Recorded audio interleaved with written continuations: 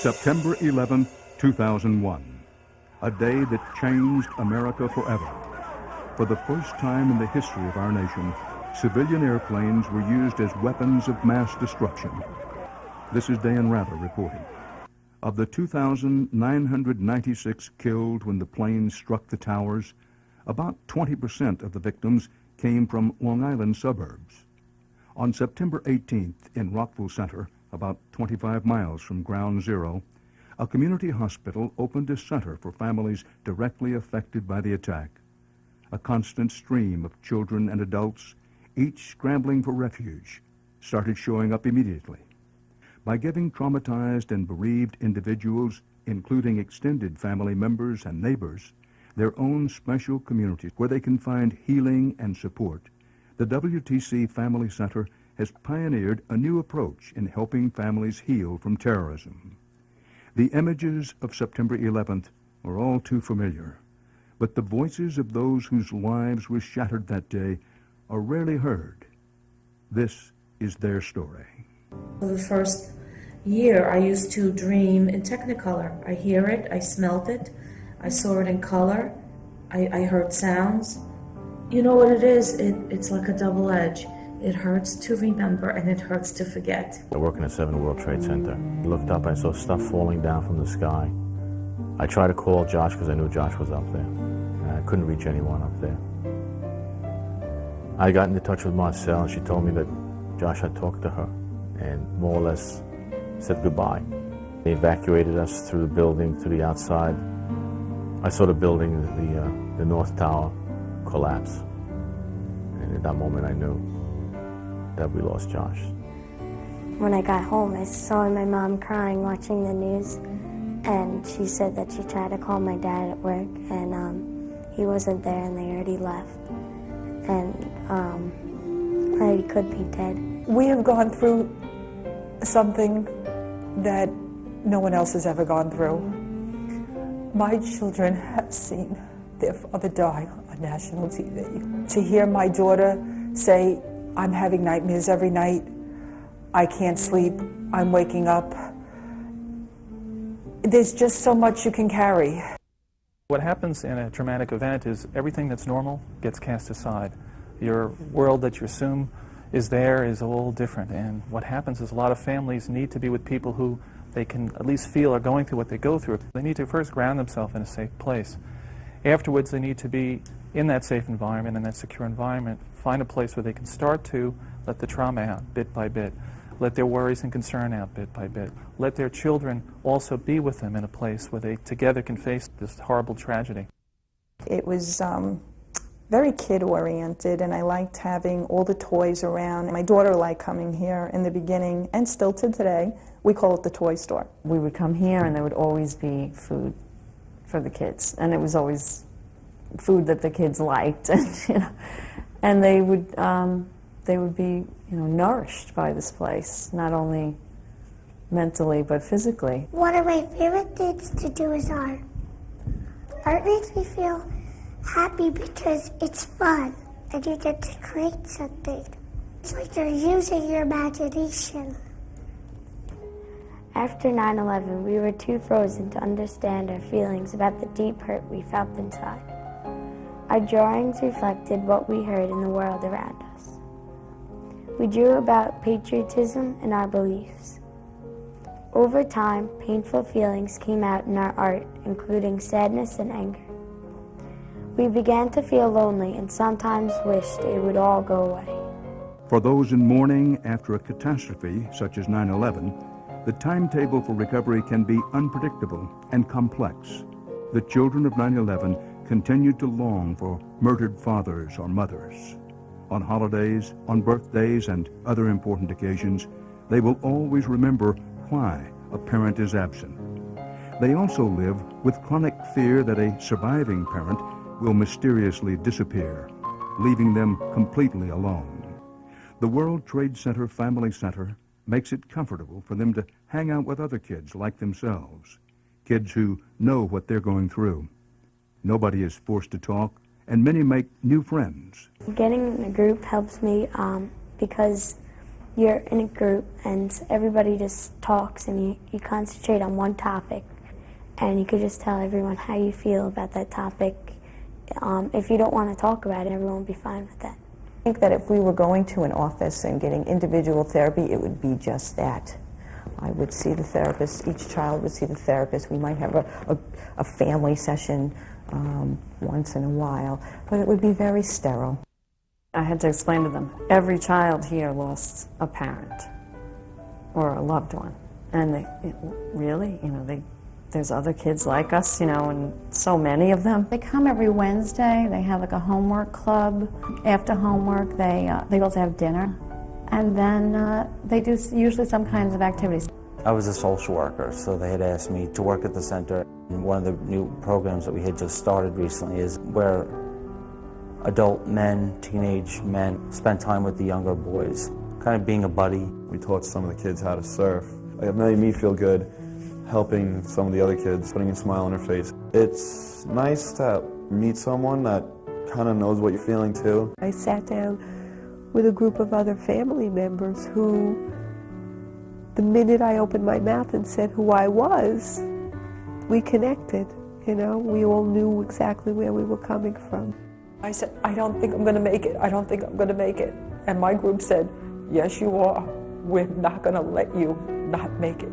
We are here to help learn how to reinvent ourselves as a family. I can't imagine how I would be able to maintain a healthy connection with my children. Because we come here together, there's an understanding that we are all learning about ourselves as well as each other. Letting things out instead of holding it in is much better because if you hold it in, then you're just going to be like so angry and mad and nobody can help you because they think that you'll be fine. But if you actually tell someone that you don't feel good or if something's not right, then they can help you and you'll feel much better. This one's going to take a big, almost imagination. Okay, brain travel. This one is, you're going to write a letter to you from Dad. Dear Tigger, I'm having a great time in heaven. And guess what? The food is free. I have the best football team in the world. Grandma Madeline is doing good too. She's running the track. Grandpa Philly is great. And me, I'm fine. I think it's his daddy. And then I press let. Very nice. Last year, Justin and I, one of my sons, made memory boxes in one of the projects. And in the course of doing that project, he sat for an hour or two and spent time talking to two of our staff people. He never would have done that if I said, why don't you come and talk to somebody about what you're feeling and how it's going. But here he was. Food, crafts, Mets tickets. These are the ways that I'm hoping my sons are getting the help that they need. The kayak trip yesterday was very fun, and I met a lot of other new people. There was other people that I met that were older than me and a lot younger than me. And so then I saw them and how they found how they got along. Everybody takes advantage of something different here. When you have a music therapist or a massage therapist or an art therapist and you're doing a project that you wouldn't tend to do, it's not just for the craft of it, that sometimes you allow yourself just to go into that process and let that process work for you. We encourage from the get-go in all of our groups and all of our programs active family involvement in terms of telling us what direction the program should take, giving us feedback of what we offered, and really sharing with us their vision. So what we try to do is include the families in as leaders and as staff. We've hired family members to provide active leadership roles in the center. We have an advisory committee where the families really tell us where they think the program needs to go. We have active focus groups. You incorporate art, acting, writing. There's been journaling, discussion, and retreats and everything. You put it all together and it's like it touches all the bases, really. So you have a better chance of being healed than if it was just one thing. Rituals in the healing process are very important, and especially unique to this particular event because so many people did not have personal tributes and memorials. Many, many did not even have a funeral. I wrote a letter to God asking for help, and then I decided to write a prayer wall, and I drew a picture of my dad, and I pasted the letter to God up on the wall, and in the next week I had 1 million people writing on the wall. We had an idea of having some internal memorial for the families here.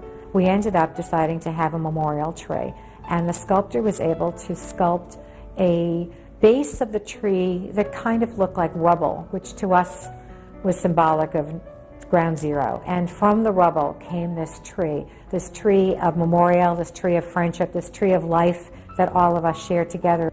We tried to develop programming here to better support the family's resiliency. What we've done is we've tried to educate people about new skills, new lifestyles, new choices that they're available to them that they could learn to really make themselves stronger. We've also tried to help families experience new things to help them make more adaptive and more creative in terms of facing new challenges. And the confidence from having faced challenges and facing new things and meeting those challenges really helps give you the right attitude. If you have the right resilient attitude to face new things, we can get stronger. The retreat gave you that opportunity for that day as a way to enjoy yourself without feeling guilty about enjoying yourself. And so it was a way to start you on a road, on a path, to allow yourself to have some of the joys in life that you felt that you shouldn't be entitled to anymore. If I can't take care of myself and I can't feel some sense of self-esteem and occasional joy and confidence in myself, then that's going to be projected on my children. I could deal with it because there was somebody else who was helping me deal with it, and the next person was helping the other person. We became a group, a club, a friendship. We became sisters. What was done was an attack on a community. I knew I needed help from other people that have gone through this, so I think together in community we've healed ourselves. People experience grief like the 9/11 families have.